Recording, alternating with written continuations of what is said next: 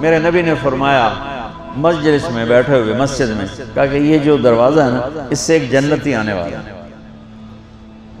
تو لوگوں نے دیکھا ایک مدینے کے مقامی آدمی ذرا بوڑھے، وہ مسجد میں اندر آئے، داڑھی میں وضو کا پانی، ہاتھ میں جوتا، نماز میں شریک ہو گئے۔ اگلے دن آپ کی محفل تھی تو آپ نے فرمایا یہ جو سامنے دروازہ ہے اس سے ایک جنتی آ رہا ہے۔ تو سیم وہی آدمی اسی حالت میں انٹر ہوئے۔ اگلے دن ہوا تو آپ نے کہا اس دروازے سے جنتی آنے والا ہے، ٹھیک وہی آدمی اسی حالت میں انٹر۔ اس مجمع میں ایک صحابی بیٹھے ہیں، ان کا نام ہے عبداللہ بن عمر۔ یہ 1,24,000 صحابہ میں ان کی ایک اسپیشلٹی ہے کہ یہ سب سے زیادہ عبادت کرتے تھے، سب سے اتنی عبادت کسی نے نہیں کی۔ ساری رات نفل پڑھتے تھے، سارے دن کا روزہ رکھتے تھے، اور دن رات میں ایک قرآن ختم کرتے تھے۔ کوئی ہمارے جیسا اول تو کر نہیں سکتا، کرے گا تو چوتھے دن پاگل ہو جائے گا، دماغ خشک ہو جائے گا۔ اور انہوں نے نبھا کے دکھایا، رات پوری تہجد، دن پورا روزہ، اور رات اور دن میں ایک ختم قرآن۔ اب ان کو خیال آیا کہ یہ بابا جی مجھ سے بھی زیادہ عبادت کرتے ہیں، جو ان کو یوں ڈائریکٹ جنت کی بشارت ملی اور مجھے نہیں ملی، تو میں دیکھتا ہوں یہ کون سی عبادت کرتے ہیں۔ کیا یہ ساری رات سجدے میں پڑے رہتے ہیں، رکوع میں کھڑے رہتے ہیں، قیام میں کھڑے رہتے ہیں، کیا کرتے ہیں؟ تو ان کے پاس پہنچ گئے، چاچا کوئی تھوڑا والد صاحب کی ناراضگی ہے، دور رہنا چاہتا ہوں، 2-3 دن ٹھہر جاؤں آپ کے پاس؟ ہاں ہاں ہاں بیٹا آ جاؤ آ جاؤ۔ اب عشاء کی نماز کے فوراً بعد انہوں نے چادر اوپر لی اور چادر میں یوں سوراخ کیا اور یوں لیٹ کے دیکھنے لگے کہ اب یہ بزرگ کیا کرتے ہیں۔ بزرگ تشریف لائے، سرانے پہ سر رکھا، اللہم بسمک اموت و احیا، سونے کی دعا پڑھی، اور تھوڑی دیر بعد خراٹے آتے۔ وہ بڑے حیران ہوئے، بھئی میرا تو خیال ہے یہ ساری رات سجدہ کرے گا تو رو رو مسلح تر کر دے گا، یہ تو خراٹے چاؤں جاندے نہ ہو جا رہے ہیں۔ اب وہ دیکھ رہے ہیں ابھی اٹھے گا ابھی اٹھے گا ابھی اٹھے گا، پھر انہوں نے کپڑا اتار دیا، بھئی سویا ہوا ہے۔ وہ فجر کی اذان پہ اٹھے اور ان کا دماغ چکر کھا گیا، بھئی اے کی بڑی تہجد دے 2 نفل بھی نہیں تو جنت دی بشارت 3 دن کٹھی۔ انہوں نے کہا کل دیکھوں گا، کل شاید کچھ اور کریں۔ اگلے دن آئے، پھر اسی طرح یوں کر کے لیٹ گئے، اور بزرگوں نے بھی یوں کی، اور بسمک اموت و احیا، اور پورا کمرہ خراٹے آنا۔ وہ پھر پریشان، یہ کب اٹھے گا کب اٹھے گا؟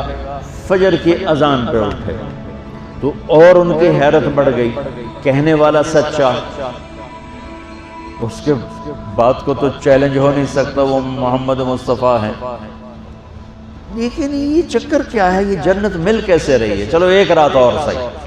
تیسری رات آئے، یہ یوں لیٹے وہ یوں لیٹے، یہ دیکھتے رہے وہ سوتے رہے، حتیٰ کہ فجر کی اذان پہ آنکھیں۔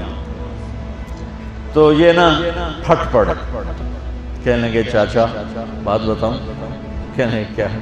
کہ میری کوئی جھگڑا نہیں تھا ابا سے، میں نے 3 دن مسلسل تیرے بارے میں سنا جنتی آ رہا، 3 دن تجھے اللہ کے نبی نے بشارت دی، جنتی ہے جنتی ہے جنتی ہے، لیکن میں اس بات پہ حیران ہوں تو ساری رات سوتا رہتا۔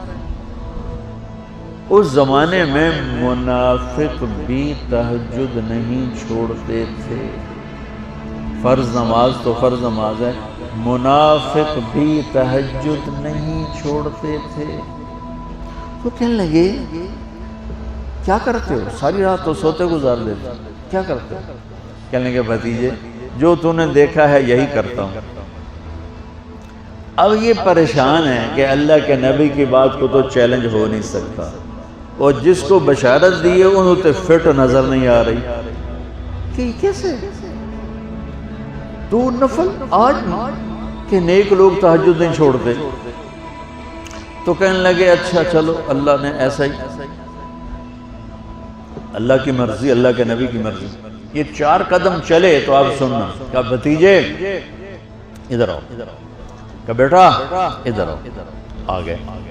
کہنے لگے اب تمہیں اصلی بات بتاؤں، اب تمہیں اندر کی بات بتاؤں۔ انہوں نے کہا کیا ہے کیا ہے؟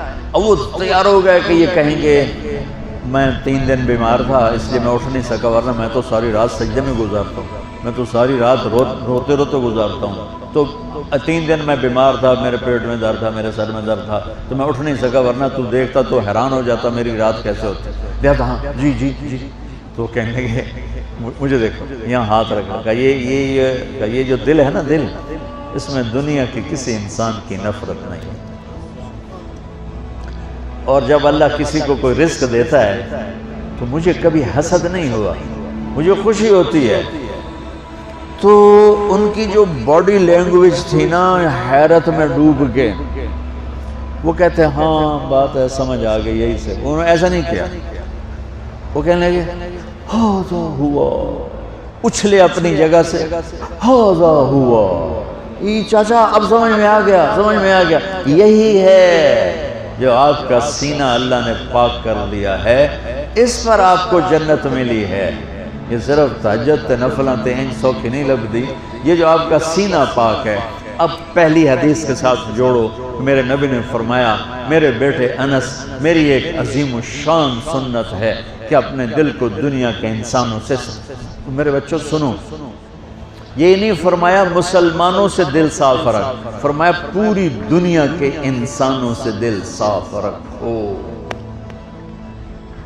یہ بچیاں کر لیں، آپ کر لو، میں کر لوں، یہ تمہارے استاد کر لیں، کوئی کر لے، میرے رب کی قسم بڑے بڑے عبادت گزار ان کی پرواز کو نہیں پکڑ سکتے، بڑے بڑے سجدہ کرنے والے اور رکوع کرنے والے نفلی ان کی پرواز تک نہیں پہنچ سکتے۔